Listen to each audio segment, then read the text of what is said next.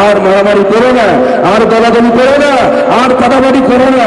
আমরা খুবই অশান্তির ভিতরে আছি, খুবই অশান্তির ভিতরে আছি। এই দেশটাকে কেউ আমাদের শান্তি দিল না।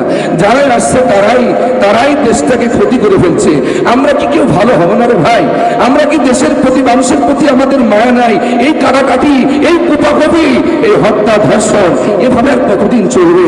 আমরা কি মানুষ হব না? আল্লাহ আমাদের সৃষ্টির সেরা বানিয়েছেন। গোটা পৃথিবীতে যত মাখলুকাত আছে আল্লাহ আমাদের সম্মানিত করেছেন। ওয়ালাকাদ কাররামনা বনি আদম, বনি আদম সন্তানকে আল্লাহ শ্রেষ্ঠত্ব দিয়েছেন, সম্মানিত করেছেন। অথচ আমাদের কথা, আমাদের আচরণ, আমাদের কর্ম কুত্তাকেও হার মানাচ্ছে, কুকুরকেও হার মানাচ্ছে। কথা বলে ঠিক কিনা? প্রিয় বন্ধুগণ আমার, আল্লাহ রাব্বুল আলামিন কোরআন কারীমের ভিতরে এই কোরআন দিয়ে যদি কেউ বিচার ফয়সালা না করে, অথচ নিজেকে মুসলমান দাবি করে, শোনেন কত বড় কঠিন কথা আল্লাহ পাক বললেন। আজকে আমরা অনেকে কাফের হয়ে গেছি, কিন্তু আমরা নিজেরাই বুঝতে পারি না।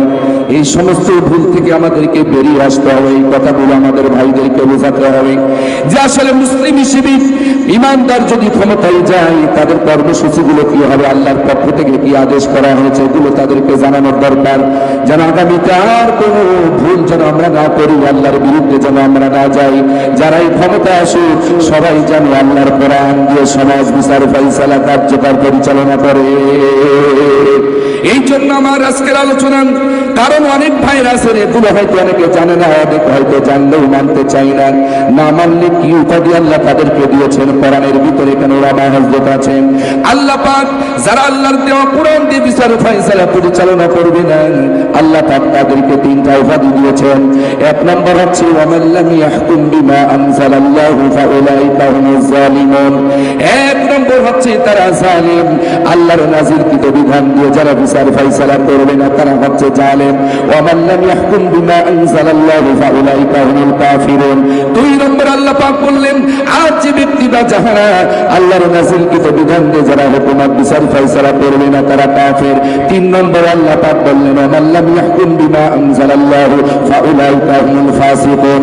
আল্লাহর দেওয়া বিধান দিয়ে যারা হুকুমত প্রতিষ্ঠিত করবে না, তারা হচ্ছে ফাসিক। আপনি চিন্তা করুন তো ভাই, আমি কাউকে আঘাত দেওয়ার জন্য বলছি না।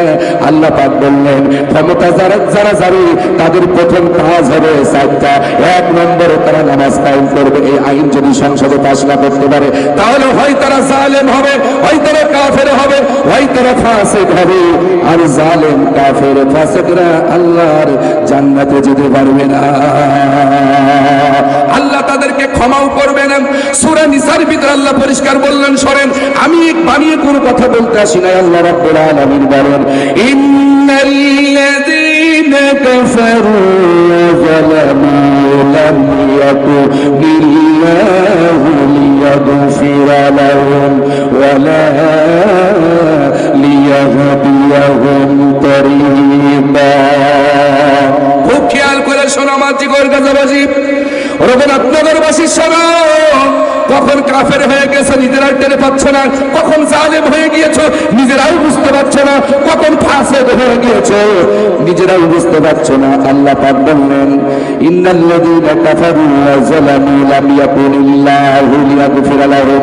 নিঃসন্দেহে যারা কুফরি করেছেন, যারা কাফের হয়ে গিয়েছে, ওয়া যালামু এবং যারা জালেম তাদেরকে বলা হয় অন্যায়ভাবে যারা দেশের উপরে, তার জনগণের উপরে অন্যায়ভাবে যারা জুলুম করে, জনগণকে নিরাপত্তা দিতে পারে না, অন্যায়ভাবে যারা রাষ্ট্রীয়ভাবে তার মানুষদের উপরে, তার কর্মচারীদের উপরে টর্চার করে, নির্যাতন করে, গুম করে, খুন করে, হত্যা করে, বাড়ি ছাড়া করে, ঘর ছাড়া করেন, তাদেরকে এক কথায় জালেম বলা হয়, অত্যাচারী বাচ্চা বলা হয়, অত্যাচারী শাসক বলা হয়। আল্লাহ পাক বলেন যারা কুফরি করেছে আর যারা জালেম, এদেরকে লাম ইয়াকুনিল্লাহু লিয়াগফিরা লাহুম, আমি আল্লাহ তাদেরকে কখনোই মাফ করব না, আমি আল্লাহ তাদেরকে কখনোই ক্ষমা করব না। জোরে বলেন নাউযুবিল্লাহ। আছে না কোরআনে? নাকি বানায় বলছি?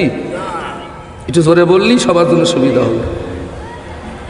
কি কঠিন কথা আল্লাহ পাক বললেন, ইন্নাল্লাযীনা কাফারু ওয়া যালামু লাম ইয়াকুনিল্লাহু লিয়াগফিরা লাহুম। নিঃসন্দেহে যারা কুফরি করেছে, যারা কাফের এবং যারা জালেম, লাম